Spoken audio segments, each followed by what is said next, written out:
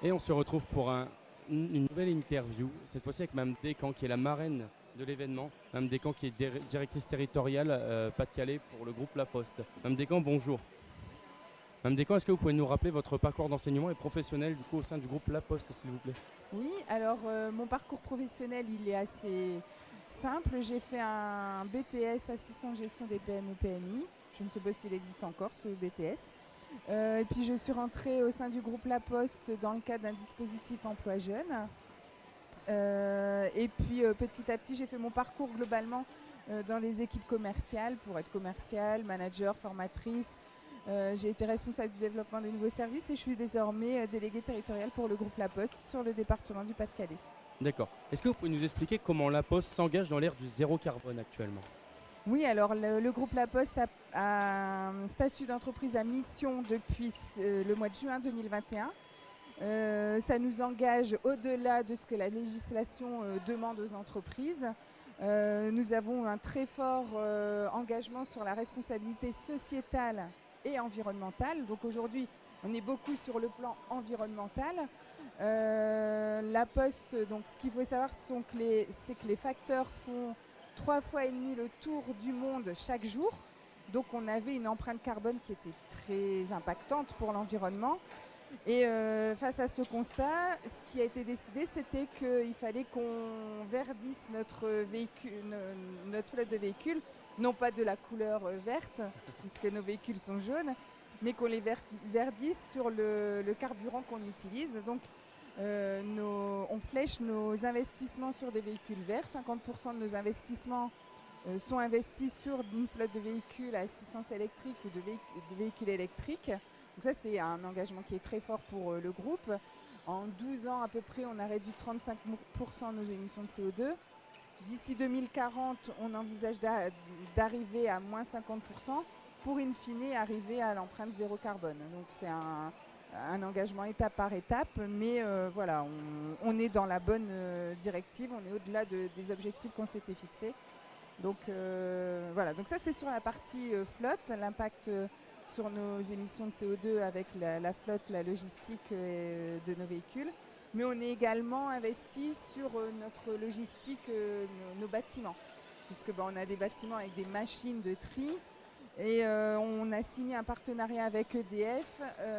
Et donc nos bâtiments vont être équipés, beaucoup le sont déjà, mais l'implication c'est d'y aller sur l'ensemble des établissements, qu'ils soient équipés de panneaux photovoltaïques pour pouvoir être en autoconsommation. Un engagement qui est vraiment clair et bien défini, Oui. qui marque vraiment l'engagement de La Poste pour, j'ai envie de dire, l'environnement de demain, la nature de nos enfants qui est à venir. Pourquoi avoir voulu soutenir cet événement? Qu'est-ce qui vous a donné l'envie d'être ici avec nous aujourd'hui? Parce que en fait, le projet qui engage des élèves dans un événement qui est très concret, qui permet d'apprendre en faisant, c'est déjà quelque chose qui me parle. Et puis bien sûr, les valeurs que l'événement portait pour cette année, c'était l'idée d'aller vers le zéro carbone. Et donc, comme on vient de le dire, on est dans les mêmes valeurs que ce que le groupe La Poste met en place. Donc déjà, ça c'était un premier élément. Et puis après, le lycée Saint-Jean est un lycée qui est implanté sur le territoire depuis très longtemps, comme l'est le groupe La Poste. Donc ce sont des valeurs qui sont communes.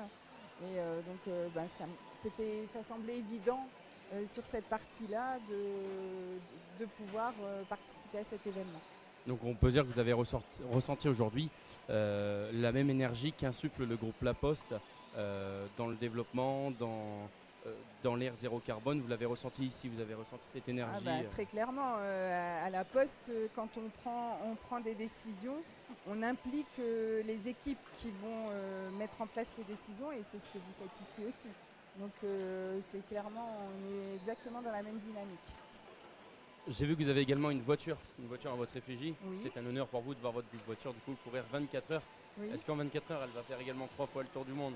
Je ne pense pas, mais je pense qu'on peut dire qu'elle va la faire. Elle va faire déjà un beau parcours. Un petit conseil à nos jeunes?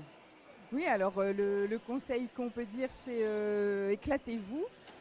Profitez-en, quel que soit le résultat. L'important, hein, c'est de participer. Et tout le projet qui a été mené en amont, il faut vraiment avoir conscience il faut être fier d'avoir porté et participé à ce projet, parce que ça arrive rarement dans une vie. Et voilà, donc le conseil, c'est de rester motivé et d'être fier, garder la fierté, quel que soit le résultat. Madame Descamps, je vous remercie. Merci pour cet échange. Merci pour votre présence aujourd'hui. Merci d'avoir soutenu l'événement. Et puis, je vous dis peut-être à une autre année. Voilà, et à l'année prochaine. À l'année prochaine. Merci à vous.